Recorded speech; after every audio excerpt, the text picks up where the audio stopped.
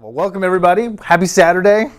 Excited for our first cold morning. I got to put on my fall flannels, which is awesome. And today we're talking about immune system, right? So there's no, it's not an accident that I picked this time of year to talk about your immune system, because when the seasons start changing, when the temperatures start changing in our culture, we start seeing everybody start to get the sniffles. We start seeing what they call flu season. We start seeing all these other things come up.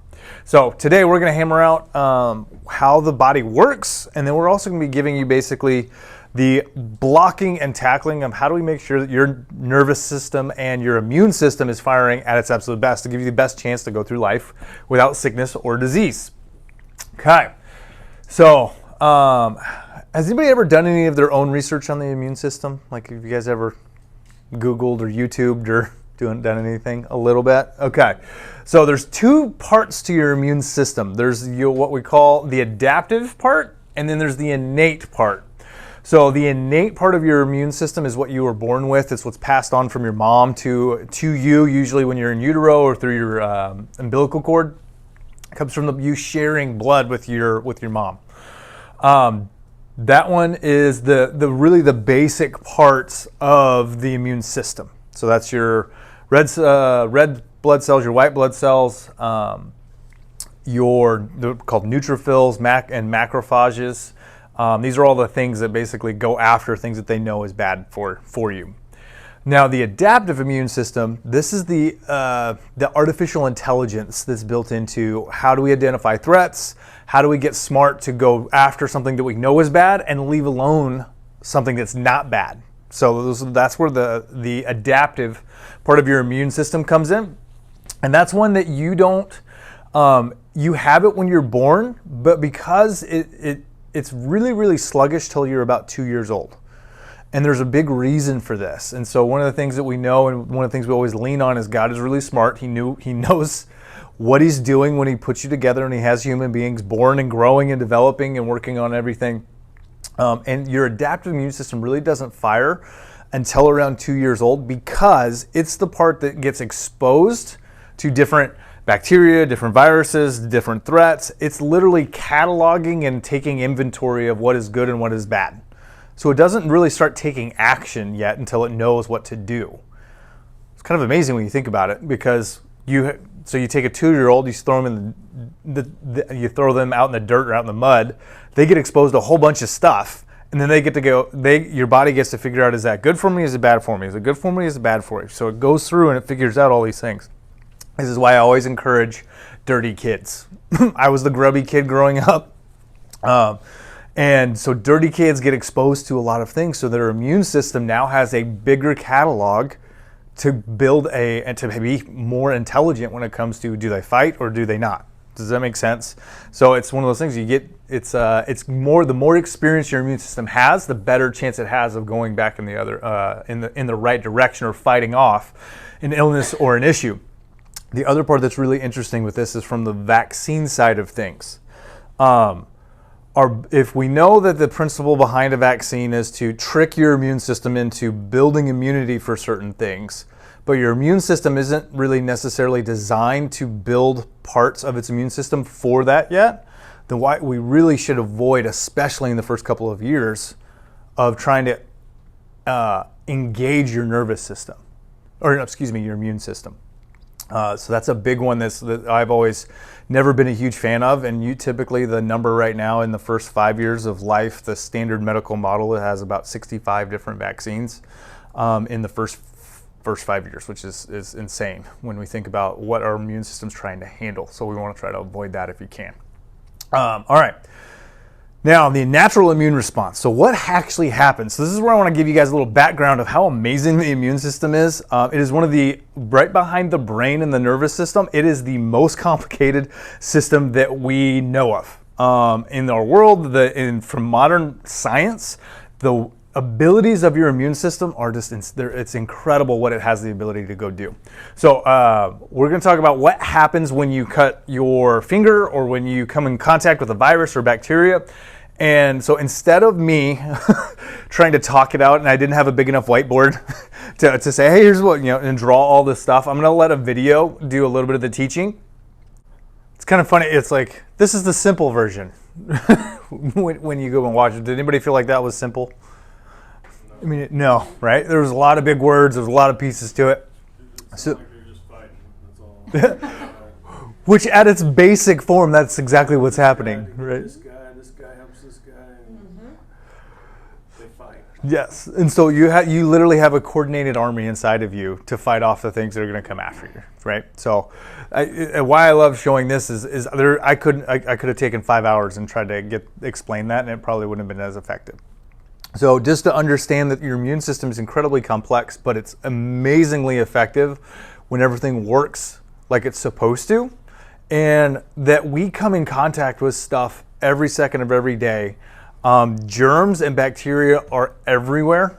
They are unavoidable, and then in fact they're actually necessary for you to be healthy. Because if there was no germs in our environments, if we sterilized everything and it was all completely clean, there would be no life. Like, those are things that are necessary for things to thrive, and now there is a balance that has to be played. So that's where this symphony between your immune system and the world around you, that's where that balance is so important. So as things stay in balance, that's called health. Your body is a self-regulating individual and environment, and that's where we want to see these things happen. So it's one of those that it's a tug and pull. It's when it gets tugged too far or it gets pulled in the other direction to where things either explode in an overreaction or an underreaction, and then things get out of hand. So those are things that we want to try to avoid. So as we dive into this, and this could be things like allergies. These are things, when you cut your hand, just like the example we use there, that's bacteria, that's the flu, that's viruses. Those are all those things that we come in contact with. Now, your immune system is connected directly to the gut microbiome. Did any of you guys come to the last event we did, the toxicity or the gut health workshop? Okay, so we talked for about an hour on how important having the right amount of bacteria, and having it all balanced inside your gut is essential for you to be healthy, for your immune system to understand good versus bad, and to have that ability to balance and keep things moving is really important. This is why antibiotics are really, really hard on you. It's like you're taking an environment that's fairly balanced with like a little bit of a problem. It's like if you imagine a neighborhood and you've got one house on fire, and you come in and you just basically mow the entire neighborhood down because one house is on fire. Right? That doesn't make sense, but that's what we do with antibiotics. So we try to save one house, and in turns we destroy an entire neighborhood. So we want to make sure that the immune system is firing like we want it to, and the gut is a big part of this. So having, what's a good word for it? So it's called a microbiome. So basically eating the things that we should have good bacteria going in your gut. We should be able to make sure that we're balancing good and bad. So there is bad bacteria. There are harmful things inside of you all the time. We just got to make sure that it's in the right spot. So when your immune system now starts to express symptoms. So have you guys ever heard somebody that says, I'm not sick, I'm expressing symptoms of health? Right? So it's kind of a different way to say it. So when we go, oh, I don't feel good, what's actually happening is your immune system's fighting off what it's trying to do something, and you're seeing a symptom, you're experiencing a symptom from that. So literally when we have these symptoms, that's actually a good sign. That means your body's doing what it's supposed to. Because if it didn't do that, we would end up like on the battlefield, and we would just get mowed over and die, right? We don't want that to happen. So some of the symptoms that are really, really important, or that are a sign that things are trying to happen, fevers are a great one. I love talking about fevers because fevers are a sign that your immune system is working like it's supposed to. And this is a good sign. So it's amazing that your body is capable of literally raising your temperature to help create an environment that is hard for an infection to take hold. Does that make sense? So we're instead of taking a happy environment for bacteria to grow and multiply and create an infection, we're saying our body literally knows to say, nope, we're not going to do that. We're shutting off all of the nutrients and all the things that it's going to need to take hold, and then we can choke it out, and then the immune system can go destroy it. Same thing with coughs and sniffles. If you're coughing a lot, that's your body trying to get stuff out. It's trying to get parts or bacteria or viruses or dust. It's trying to get that stuff out of your body, because if it stays there, it's going to be harmful to you. Same thing with the sniffles, like a runny nose. Your nose, has everybody known that your nose hairs are a really important part of your immune system? Right? That's why I have a good immune system. I have a ton of nose hairs. And so this is one of those first line defenses. So when we talk about the parts of your immune system, right, we did the balloons to be like your bloodstream, right? So these are red cells, white cells, your neutrophils, all the parts of that. But the first line of defense when it comes to your immune system is actually your skin, right? Keeping things out is important. If we had like the inside of your nose, if we had that kind of mucus membrane and that was covered your entire body, everything could just run right inside of you. So having a cover is a big part of that. Nose hairs are a big part of that. It keeps stuff from getting into your nasal passages or into your lungs. So when you sneeze, that's your body going, hey, we got to get rid of this stuff, right? So is anybody in here like a sneeze holder? Like, those people that just don't want to sneeze, so they try to not let it happen, and you think their head's going to explode. That's where you're at. Yeah, right. That's what I understand. Especially the last couple of years, you go sneeze out in a Target, and you better, you start getting the dirty looks and all the different stuff that go with it. I'm the opposite. I'm the sneeze screamer, right? And just let it rip, and you hear it, a block away. That tends to be my go-to, because I want to get that stuff out, right? Instead of me sneezing like 9 times, let's just do 1 or 2 good ones and just let it be effective. That's my approach. So you can say your doctor told you to sneeze really hard at all your family members. I don't know. It'd be fun. It's a doctor's orders. It's you. Same thing with the sniffles. Like when your nose starts running, that's your body saying, "Oh, we've got something in there. We tried sneezing. It's not working. Let's start running fluid to try to flush those membranes, to start kind of trying to remove things that can be harmful to us." So, like I said, what does a fever do? So this creates an environment to where it makes an infection really hard to take place. And it's so cool. So one of the things that I've always wondered, how does your body literally raise the temperature inside of you, right? We all have a standard temperature. So how does it literally create heat? It does it by restricting blood flow. It increases your metabolism, which puts off heat. And then it will also do things like where you breathe harder, or your muscles, like sometimes when you shake, that's your body trying to warm itself up. Like it's so cool that your body can literally regulate its temperature like it's designed to. So if you're outside and it's really cold, you start to shiver, that's your body realizing that it needs to stay warm and be in a happy place, so it's going to change it. Same thing with like sweating. So when you get too hot, it brings down the temperature to keep you from getting too hot. This goes back to the amazing part that your body is a self-regulating, self-healing organism. Health doesn't come from the Tylenol to get rid of the fever. Does that make sense? And this is something I was thinking through, and this is just another perspective part of this, is if you go in and you have to have a life-saving surgery, after every procedure you do, your body has to do what after the surgery? Repair. It has to repair, right? So the surgery itself did not make you healthy. It may have been necessary to keep you alive long term, but your body is always having to heal. If your body did nothing, like it could not heal, the surgery wouldn't be effective. Does that make sense? So we always understanding, where does health come from, right? There's a time and a place for intervention. I totally agree with that.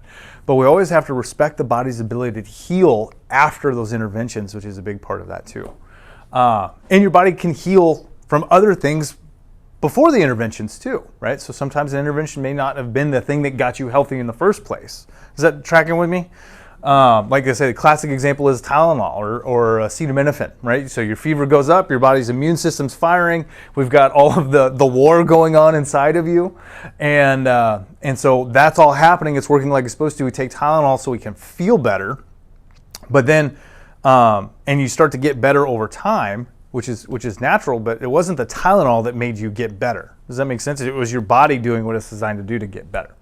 So that's a big part of this. That's a big part of this too. So we want to let your body do what it's designed to do. And sometimes interfering with your body's natural immunity slows down the healing process, right? So this is why I'll tell my parents with little kids, watch the fever. Make sure it doesn't go too above 106, but let that thing run, right? And if your fever gets high, You feel like garbage, but if you let it do what it's designed to do, you may lose the battle that day, but you're going to shorten the war by a bunch, which is amazing, right? So instead of being sick for 2 weeks, you're sick for a couple of days and you're back after it. Does that make sense? So we want to let your body express symptoms of health, right? Things are working better. So it is kind of funny when you think about if I've got a healthy immune system, that means my symptoms are typically really bad, okay, in comparison to what we consider bad. Not to share too much, but a great example of this, we went to Mexico probably a month ago. Ended up, you would have thought we took all the risks food-wise that everybody said don't take. We went out on the island. I had fish tacos out of a cooler on the side of the island with no electricity, which were amazing. They tasted awesome. We went to a couple different of the local spots. We had a guy walk us around. We did all this stuff. Like I had conch for the first time. Has anybody ever had conch? You guys know what that is? So you know like the giant conch shell that you always put up to like listen to the ocean? So that's a big shell. Well, there's a giant snail in there that they chop up and eat. Yeah. So we went out and did that. I had no problems with that. Go back to the resort where it's all inclusive. I order a pizza from room service. Get horribly sick, right? It was the room service at the resort that got me. So when you get sick with something like that, your body goes, hey, my immune system literally went, there's a problem, right? There's something dangerous or threatening inside of me, so it decided to get rid of it. And so digestive-wise, it said, hey, things are working really good. My body knows what to do. We got to get rid of this thing.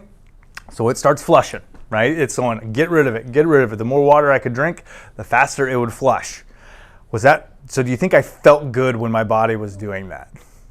No, right? It was it was brutal, but that was my body doing the right thing. It was actually acting really healthy, even though I didn't feel good. Does that make sense? So it's just trusting your body and what it's designed to do is important. Now, other parts of this, things that stress our immune system. This is a big part of how. So when our immune system's working great, things work great. What are things that will interfere with your body's immune system being able to work well? So these are things that go right along with the things I talk about when it comes to why do I need to get adjusted so often, or how do I make sure that my body is working at its best? So I call these the 3 T's. It's thoughts, toxins, and traumas. So thoughts, toxins, and traumas, or physical stress, emotional stress, chemical stress. So these are all parts of what will affect your body's ability to function the way it's designed to. So if we start with thoughts, so that is basically it's emotional stress. So the example I always like talking about is when I talk to a patient and they go, yeah, my job is just absolutely killing me. And I'm like, oh my gosh, like, well, what do you do for a living? And they're like, I'm an accountant. Right? And so then you go, well, yeah, your job isn't literally killing you. Like, you're not working yourself into the ground physically, but emotionally, seeing those stress levels go up, that's going to create problems long term. Another great example of emotional stress is, have you ever seen the person that walks around and they're like, I'm not stressed, I'm fine. Or like you grab a hold of their shoulders and they're just so tight all the time. That's an emotional stress that physically affects your body in a negative way. The second part with that is physical stress. So being physically exhausted is a big part of this. Micro traumas like being seated all day long, repetitive work injuries. If you have to do the same thing, 200, 300, 400, 500, 600 times a day, those are going to be what we call micro traumas that will affect your body's ability to function and work like it's supposed to. And then the third one is chemical stressors, things that we eat, chemicals in our environment. The things that we put on our skin or in our bodies or on our bodies, these are going to be things that can affect your body's ability to function or get in the way of your immune system actually working the way it's supposed to. So these are interferences that we want to try to identify and remove. So if we know that our immune system isn't working the way it's designed to, what's the answer, right? How do I start getting my immune system working in the right direction? So this is the action part behind this. And it's the 5 essentials. How many of you have heard of the 5 essentials? Okay, right? Yeah, talk about them. We've got posters all over the walls. This is the answer when it comes to living a clear and connected life, to having your body giving it the best chance to go fight this world that it's living.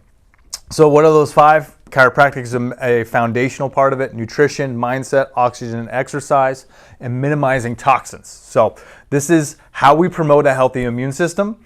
And then we're going to get into some of the really nitty-gritty details of all of this. So obviously nutrition is a big part of whether or not your immune system works or it doesn't.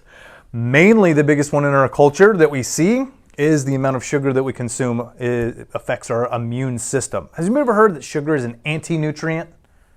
So when you consume sugar, it actually blocks the absorption of healthy things. So not only does it create a bunch of problems, but then it also prevents good things from happening.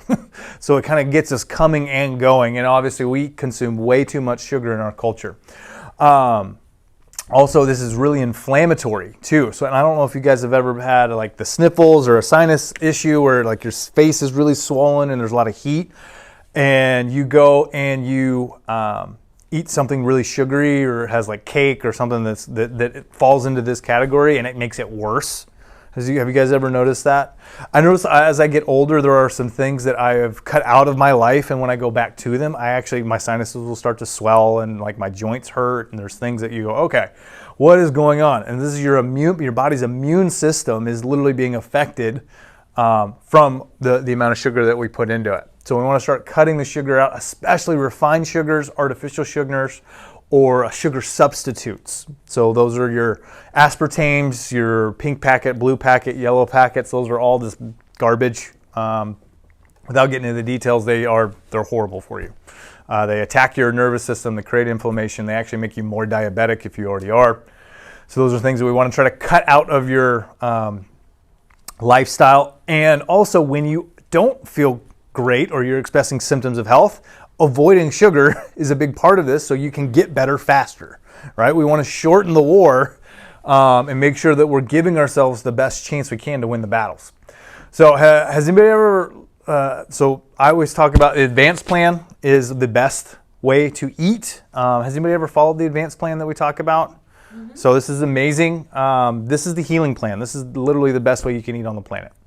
This is better than all the fads. This is better than keto, going full carnivore. There's a lot of fad things that come and go.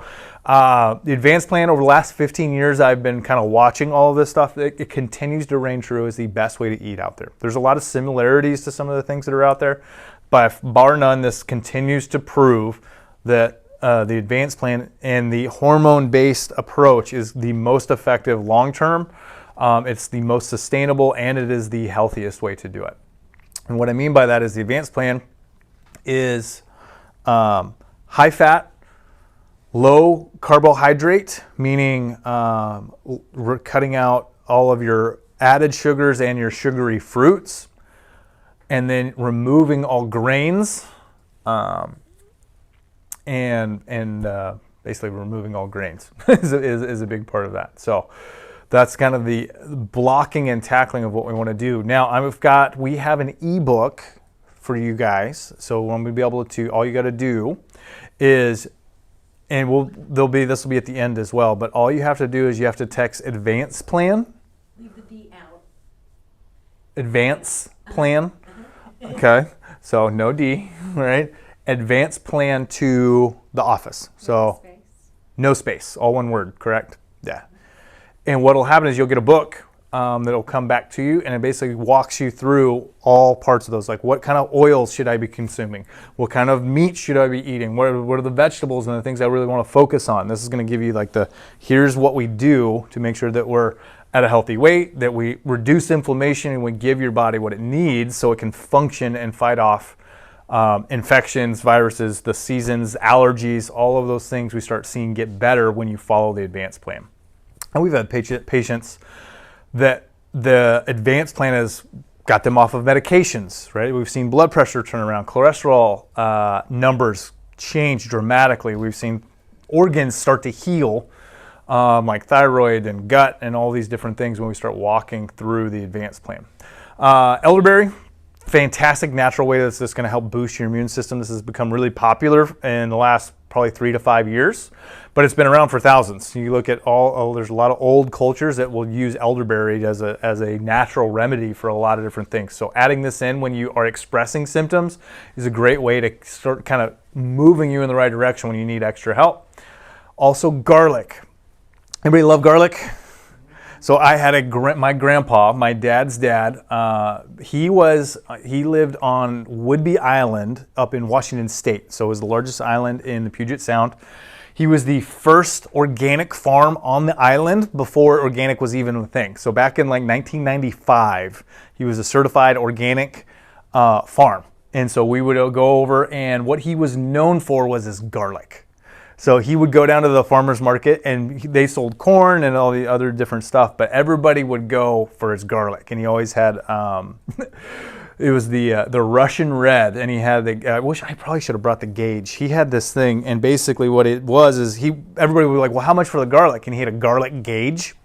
And so literally you'd take the clove of garlic, throw it in the gauge, and the bigger the garlic, and you'd pull it down to the different spots. Once it got, and it was big, and it would kind of go smaller. So the smaller, it was like, if it stopped up here, that was like a $4, clove of garlic. If it was down at the bottom, it was like a $1. And so he would go through, and as a 10-year-old, I'm growing up and seeing this, but it was amazing.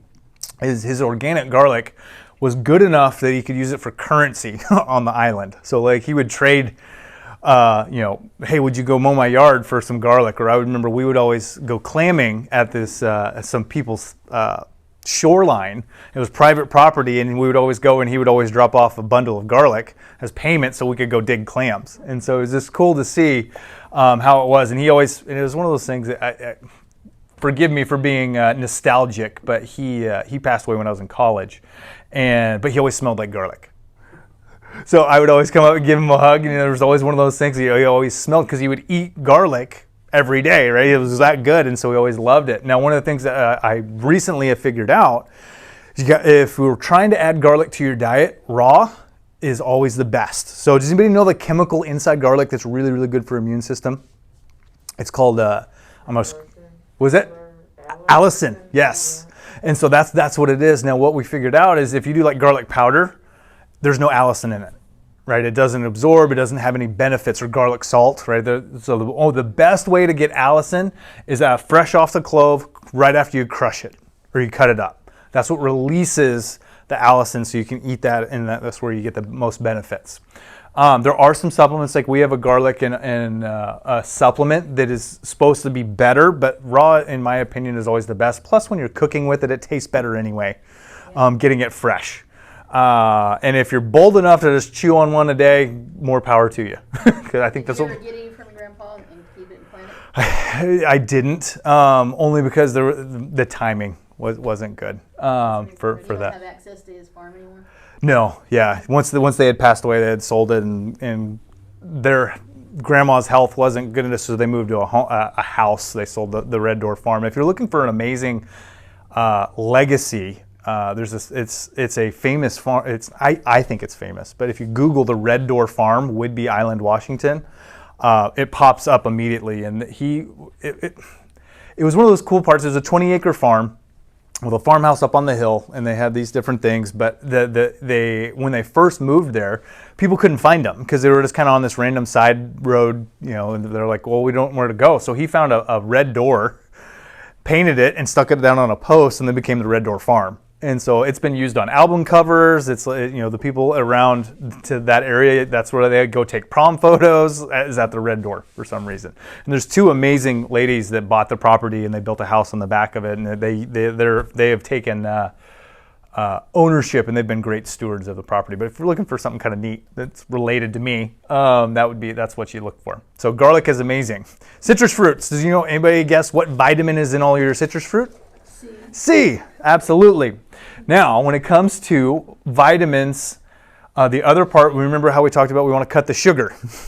So we want to choose citrus fruits that are low in sugar if we're trying to go from an immune or a vitamin C perspective. So any guesses on not sweet citrus fruits? Grapefruit? Lemons? Limes? Yep. So something we want to ask them. Absolutely, yeah. So those are the ones that are going to have the most vitamin C in them. So those are the ones you want to go for. Obviously, oranges taste better, but there's a lot of sugar in them, and it's really hard to get a good organic orange without paying an arm and a leg around Oklahoma. I mean, it's one of those things that's hard to come across. And talking about oranges, did anybody realize? Did anybody ever get oranges in your stockings for Christmas? Mm-hmm. Right? Does anybody know the story behind that? So it started in the Northeast, if I remember right. And what would happen is mom and dad, and as you're going through getting ready for Christmas, it was around December in Florida is when oranges were becoming ripe. And so what they would do is this was like a treat because there wasn't a ton of candy and different things, and you could get it shipped in. You could get cases of it into the Northeast. So when it's snowing outside, you'd get this like little treat from Florida, and they would always treat them. And so that's how it ended up becoming a thing around Christmas, is because that's when the oranges were ripe down in Florida, and you could get them shipped in. And so too many oranges in this, like, hey, let's do stocking stuffers. Yeah, or hey, we want to get them something sweet. And maybe the candy wasn't available, but they could get oranges at that time. Yeah. Or it's a blood orange on the right, isn't it? Yeah, I think so. I think you're right. Prevent that scurvy. Exactly. Yeah. Vitamin C is important. So. And rickets. Now, also from the vitamin D, I think D is rickets. Yeah. Yeah. So when we know about, as we have incorporated things into your life from a lifestyle perspective, now there are things we want to be doing and we need to be supplementing with to help your immune system along the way. Some of the ones that we love, we talked about your gut. Probiotics are a massive part of making sure that your gut is healthy so you have a healthy immune system, right? Your gut is, and your digestive system is your second brain. So making sure you're getting good probiotics in, really, really easy. Vitamin C, awesome. Something you can take on a daily basis to help support your immune system and your body's ability to create good defenses. Daily Defense is one of our favorite supplements. We sell more Daily Defense than any other supplement we have, mainly because it reduces oxidative stress, as well as this is the one that in my opinion, you feel the most. So a lot of times you're like, oh, I take fish oil, I don't notice anything. Daily Defense is the one that you tend to feel more than others, and it's because it has the turmeric or curcumin in it with all of the right enzymes and proteins to make it active, so it's bioavailable. That's the biggest thing you run into. Turmeric has become this like hot button in the natural world. Well, you got to get the right stuff so body can actually absorb it. So you go to Reese's or you go to Walmart and you just go get a turmeric supplement that's straight turmeric. It's basically just expensive pee because you're not going to be absorbing any of it, and it's not going to be doing you any good. Exactly. So we love the Daily Defense. This is really good too to drive down inflammation. So say, hey, I've got a sinus issue, I don't feel good. This is something that's going to help support, control, and bring you back into balance. Garlic and parsley, just like we said, we know garlic and what it's really good for. Parsley helps go along with it, and then vitamin D. We know we have to get vitamin D. It's the sunshine part, and it's a massive part of your immune system. So this is always one of the things that's really important. Now in Oklahoma, you have to be outside every day with more than half your body exposed for more than 4 to 6 hours to get enough vitamin D. Anybody in here do that? I know I don't. So I supplement because there's no way I'm going to get enough with the lifestyle and where I work and the way I do it.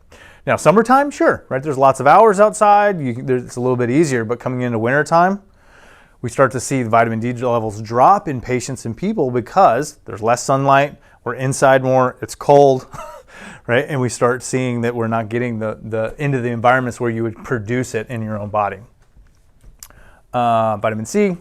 Now, on your protocols, there's a sheet that I gave you guys. Vitamin C is going to be really important for once you don't feel good. So probiotics, Daily Defense, all the things. So as everybody on your sheets, everybody see this one?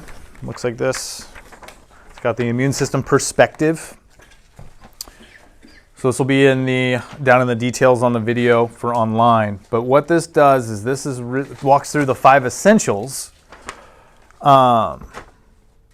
But on the back, it talks about some of the things that you can be doing from a protocol perspective.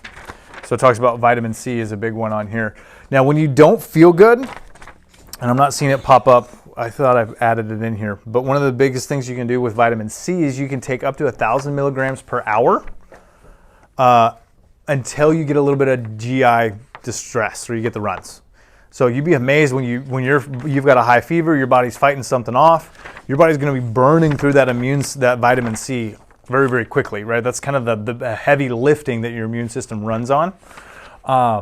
And so that's a great protocol that you can do to make sure that you're giving your body the chance and the resources. That was the word I was looking for. Man, it was in there. I just had to roll out. We're giving your immune system resources to continue to fight the fight. Does that make sense? So you've got an infection, you've got an issue that you're trying to deal with. How do we get it to work in the right direction? Okay. So the next essential is oxygen and exercise. Now, one of the things that in the video, did you guys catch how we talked about the lymph system is a big part of how your body moves information and parts of your immune system throughout your whole body? Has anybody not heard of the lymphatics or what a lymph node? Like that's typically kind of one of the things that most of us know. So a lot of the antibodies and proteins and those things are all built into your lymph system. Now, say your body is exposed to a bacteria, whatever that looks like, and it goes back in and it says you have one area of your body that's giving feedback and collecting information for your immune system to build a response. Now, ideally, you probably want your whole body to build a response back to this infection. Does that make sense? Because everything is moving. Now, what's interesting about your lymph system is it doesn't pump like blood does, right? There's no vessels. It's not connected to a heart or a pump like your heart. So it just sits there and doesn't move or doesn't release that information or travel around your body unless you're moving. So your lymph system gets pumped by movement. So this is why when you don't feel great or you're wanting to try to boost your immune system before you don't feel good, oxygen exercise has tons of studies that show, one, it helps your immune system work better. Also, it helps pump your lymph system so we get stuff moving and exposing and getting the whole body communicating, which is what we need to do. We know we need to get outside, so exercise is a big part. 30 minutes, a couple times a week, or 3 to 4 times a week is awesome. If you don't have time, surge training, or max T3 is what we call it, is a fantastic way to do it. Is anybody in here working out more than 4 days a week? No? Anybody in here work out at all? Yeah. Right. Okay, so adding that in, myself currently is 2 to 3 times a week currently. And so that's where I'm at, and I try to get that in. Is that a sign? Our immune system's dying because we're not working out. Yeah. And so this is a really simple thing, and it's really easy because you only need 15 minutes to do what's called surge training. So it's high intensity interval training or HIIT training. Has anybody ever heard of HIIT training? Easy thing to do. You can do it anywhere. You can do air squats. You can do air punches. You can do so you can incorporate equipment like kettlebells or do lots of different things. But if you go to maxt3.com, this is through Max Living, all of our offices. I think it's $12, maybe 15, and you can get access to 40 different modules. Literally, it's like 3 months worth of workouts for $12, and you basically follow the bouncing ball. Or you always have access to it. You always have access to it. Yeah, and it's you can stream it through your phone, throw it up on a TV. It's super easy, and I think we might have 1 or 2. We might have some free ones. If anybody wants it, let me know. We'll try to get it to you. So, because that's something that if you're going, man, I just know I need to move more, but I don't know what to do, or I don't want to go to the gym for whatever reason, it's an easy thing to start adding in.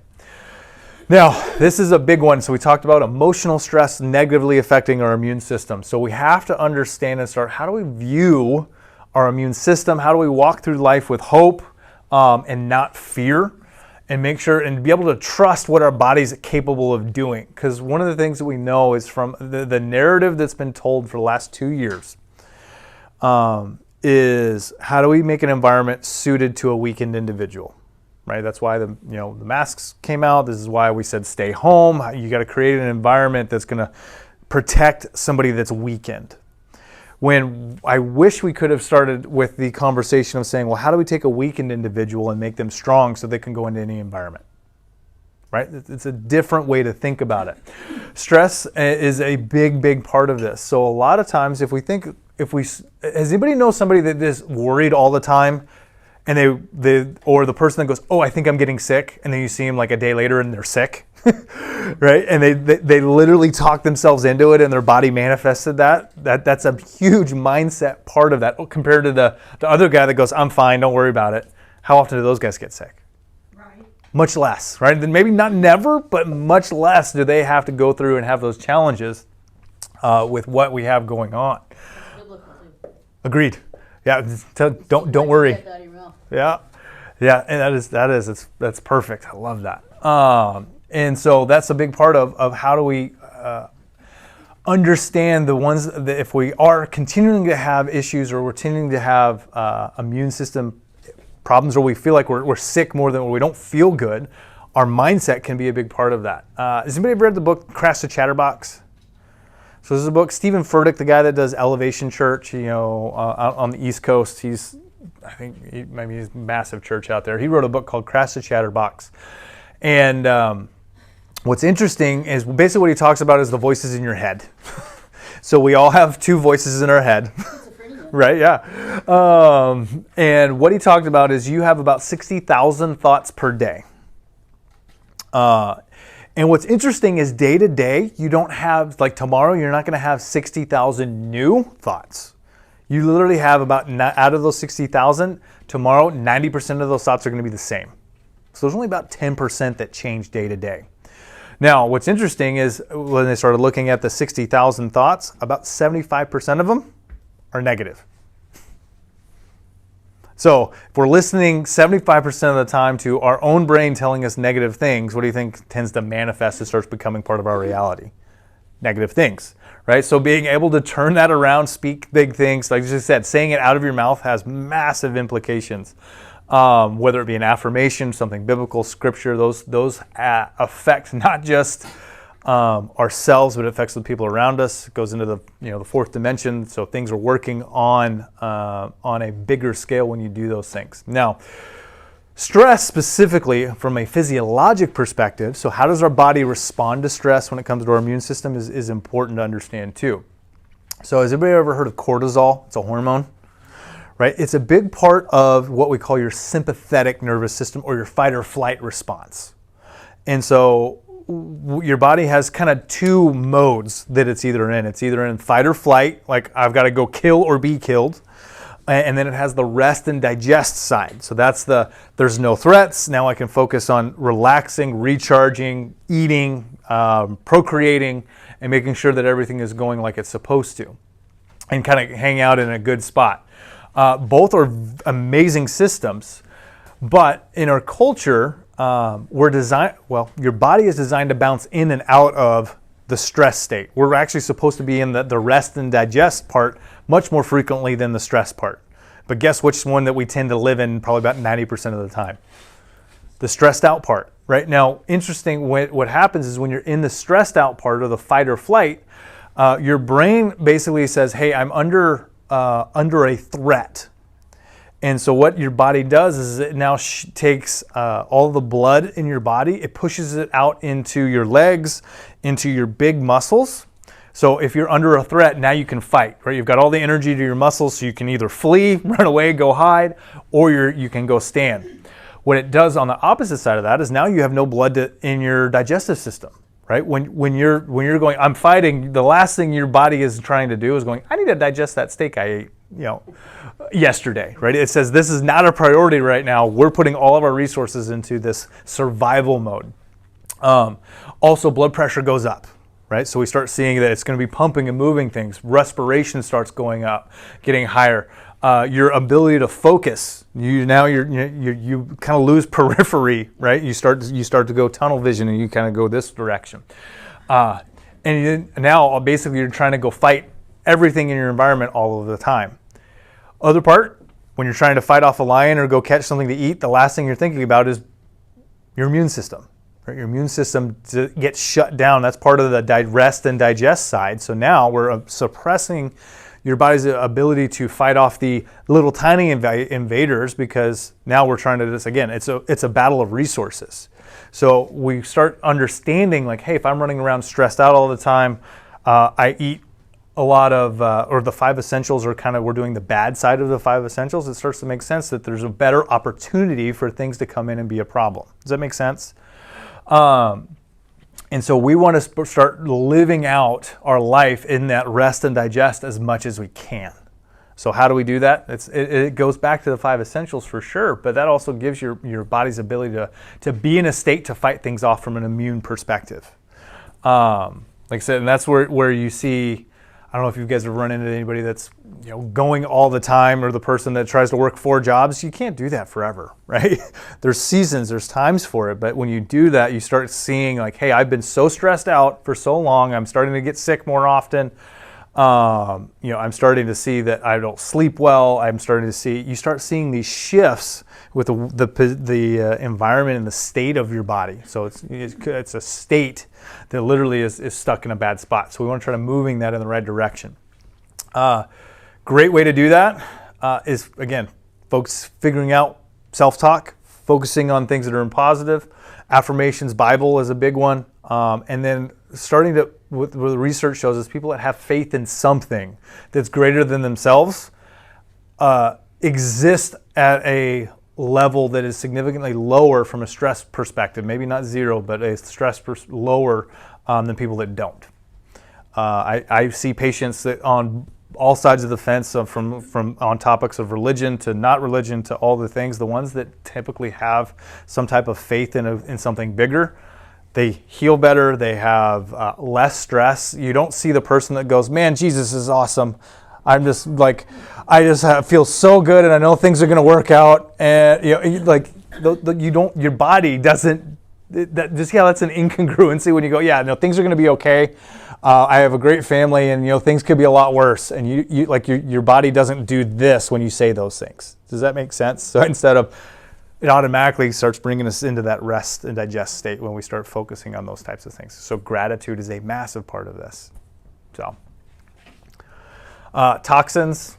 This is a big one when it comes to what do we eat, but also in our environment. We want to start pulling toxic things out because that's a source that can create. It's a source of interference when we get too many toxins into our body or exposed to too many of them.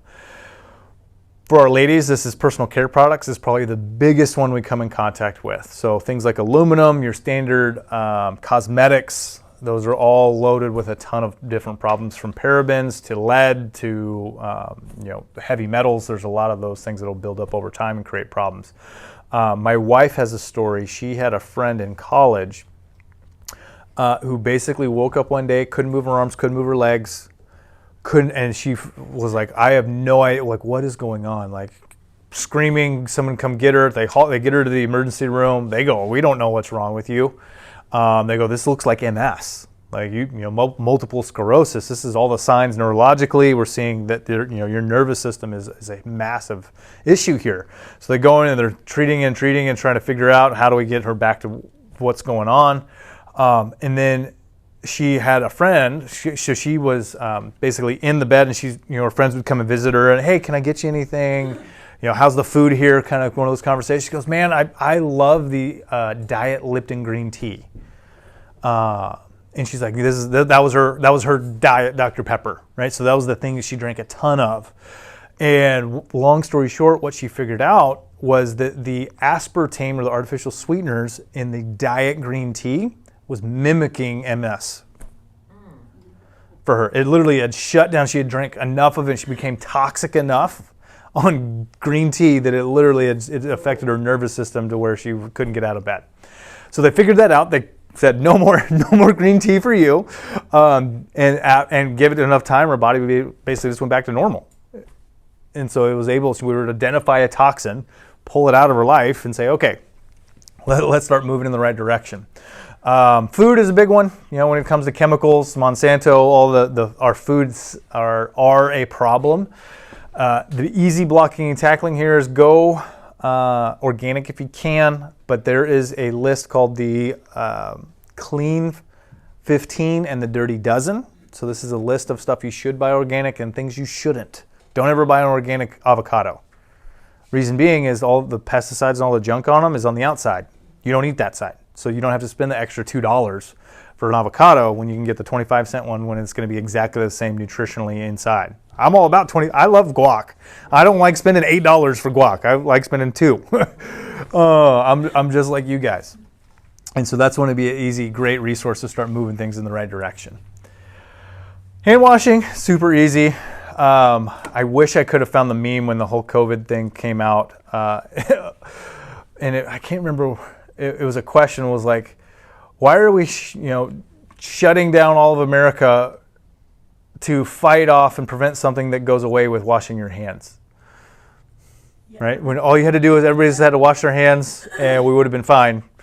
And I know that's an oversimplification of a lot of it, but it does play a big part of that. Is your body's ability to handle things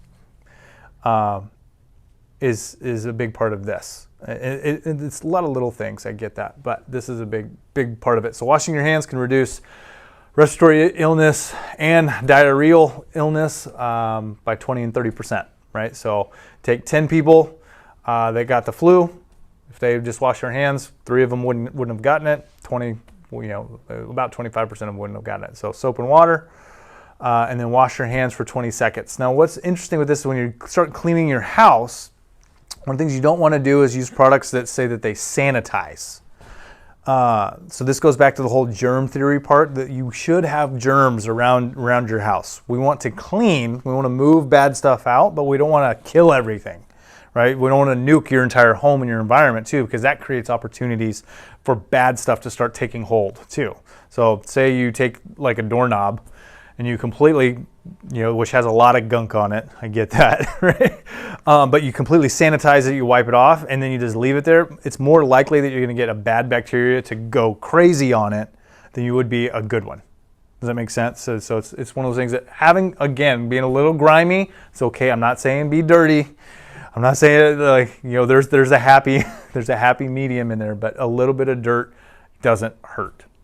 But yeah, wash your hands, super easy. Now here's the other amazing part with this, and this is why I love being able to do what I do, is when you get adjusted. So the study that came out back in the mid-90s, they talked about, they did blood draws on patients before an adjustment and after, and what they were looking at is the immune system and how well it worked. After an adjustment, your white blood cells, right? So your immune system, the part that goes and attacks bad stuff, goes up by 200% for 8 hours after you get adjusted. So cool, right? So when we think about when we have symptoms or we're expressing symptoms of health, and we logically go, I need my immune system to work better. Probably what's the best thing we should be doing? Getting adjusted, right? And that makes sense, right? So what's interesting about that is when we don't feel good, we have a fever, we want to puke in a bucket, and we don't want to get out.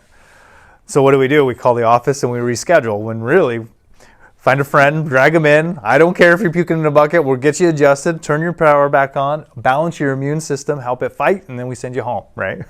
So, or if I need to, I'll come to your house, right? So these are all parts of this. The other amazing study that isn't in here, but they looked at people from the ages of 65 to 80, and patients that were under consistent chiropractic care, meaning more than at least one adjustment per month.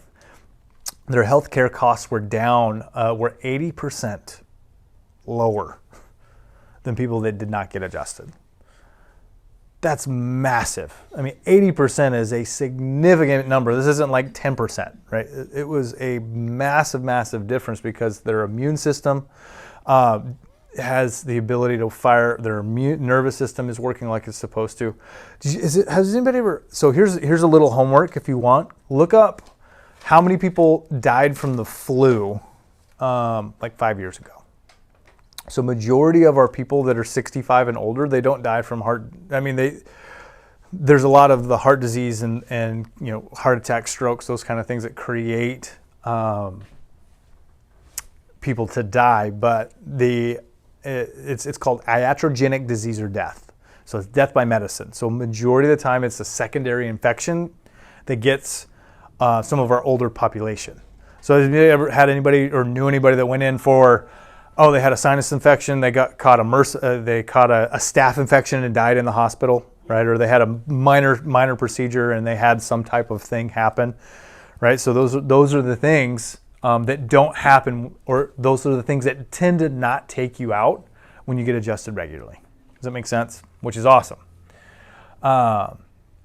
Biophysiology. So what this is talking about is this is the science behind that basically goes into your nervous system firing and working, and it changes. So how does your brain affect your behavior is basically what they're looking at. And what they're figuring out too is when you are well adjusted, you literally have a better sense of reality around you. And so what I mean by that is an easy example. Has anybody ever heard my blood pressure analogy of sitting in a quiet room? No? Okay. So good. So I don't have to repeat myself. This is brand new. So if you imagine a person sitting in a quiet room, tons of windows, gorgeous scene outside, good music on, like cozy chair, like the chillest environment you could ever imagine. And you have a person sitting in a chair and they've got a blood pressure of 190 over 130. Just sitting in a quiet room, right? And so logically you go, okay, high blood pressure is a sign of stress. They're sitting in a completely non-stressful environment, but their body is perceiving stress, right? So now it's responding. So literally high blood pressure is just a symptom of your body thinking it's stressed out, right? It's living in that cortisol zone. And so what we're starting to see is when you are well adjusted, so when you get adjusted, you're helping your brain and your body start to understand the environment that it's in and respond appropriately. So this is why when you hear like, hey, getting adjusted helps lower your blood pressure, all we're doing is we're literally reconnecting your brain and your body to understand the environment I am is not going to kill me. Because that's the reality, right? So now your body can start responding appropriately. So now we start helping you lower the stress responses, increase that rest and digest, help your immune system fire better. And so this is one of those big parts that now our behavior is getting better as we get adjusted. And we do that consistently, right? And one adjustment doesn't fix it all, but this is one of those things that over weeks, years, months, we start to see things shift little by little, which is awesome.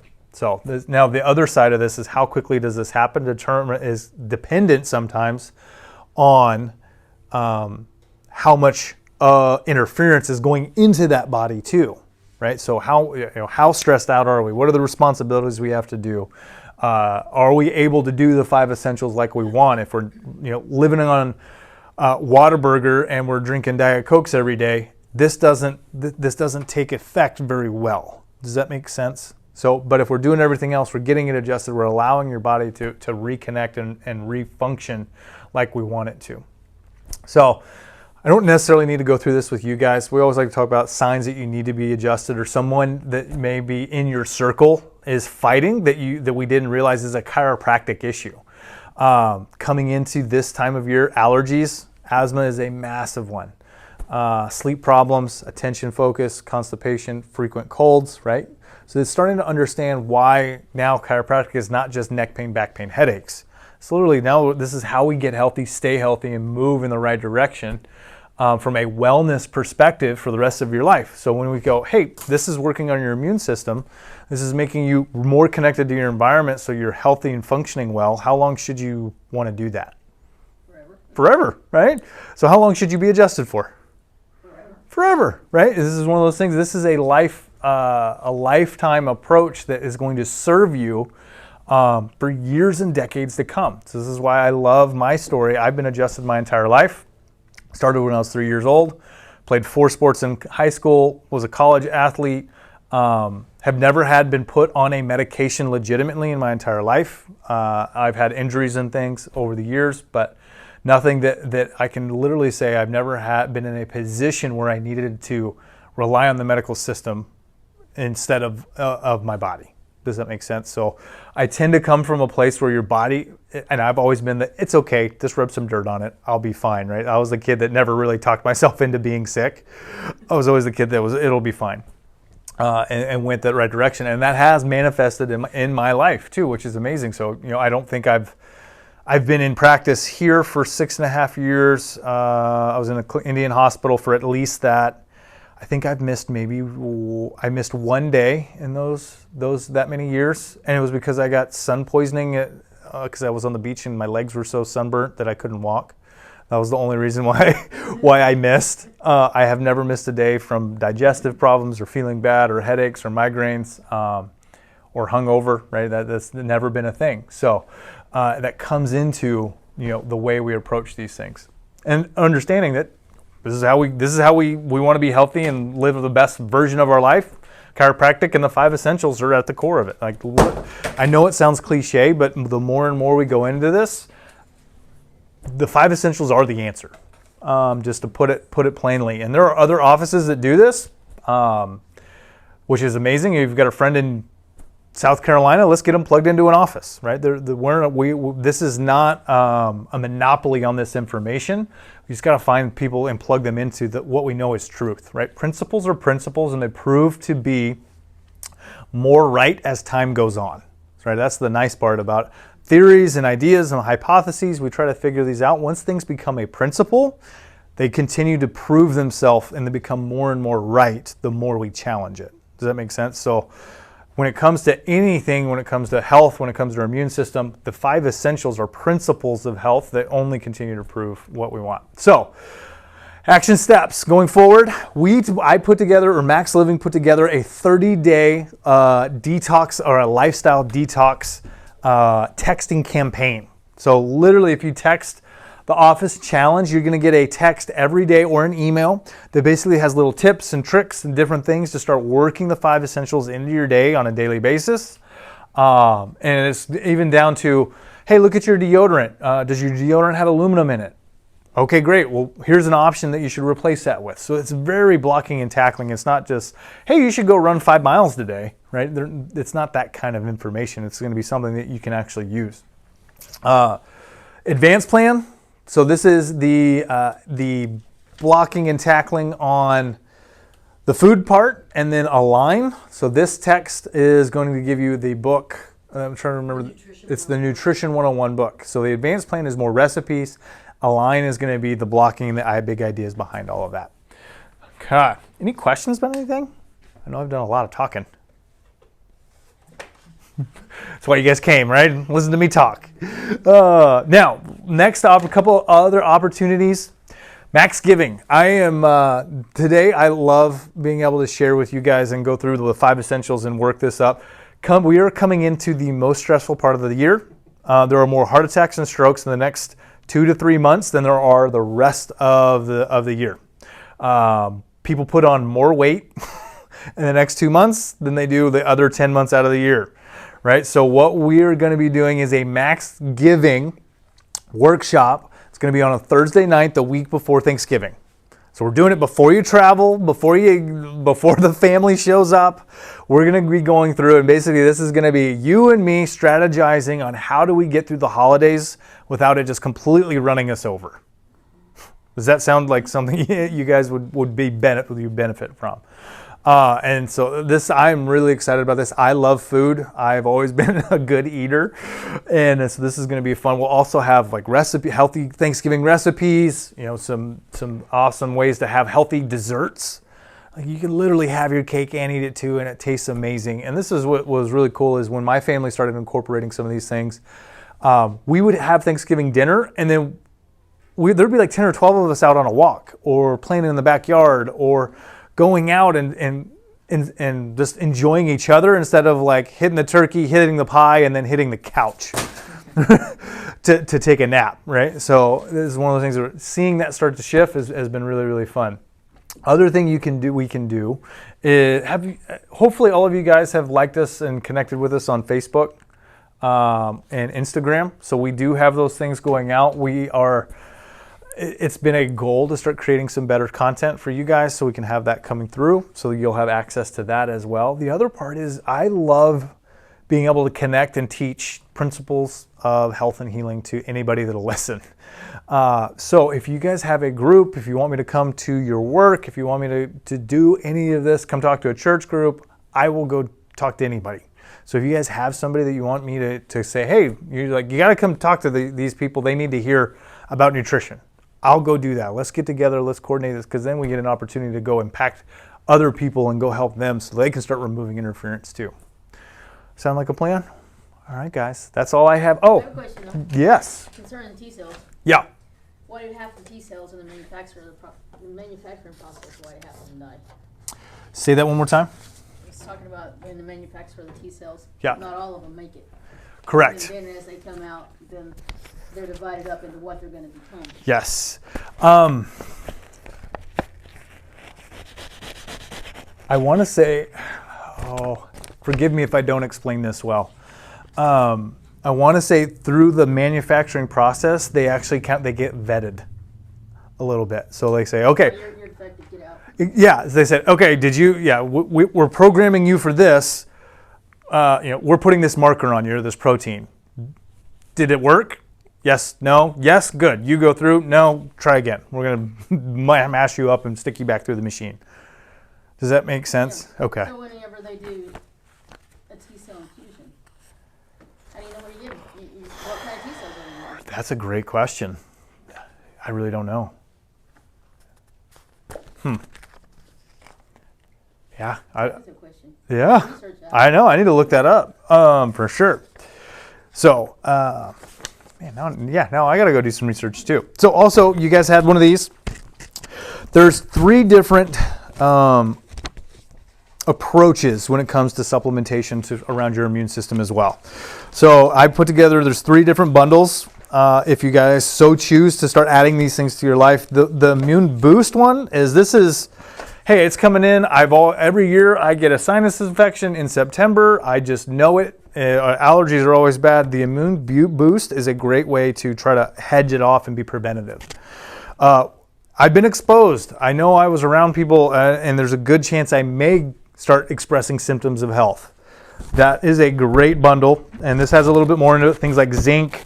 It has specifically the curcumin. It also has a couple other supplements like this IM support, as well as the NAC.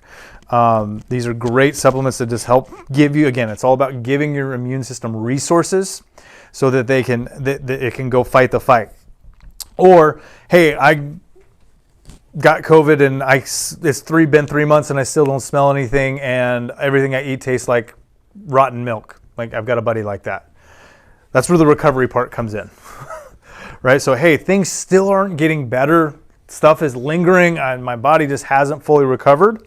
This is a great bundle to start saying, okay, something's not right. How do I get me back to where I want to be?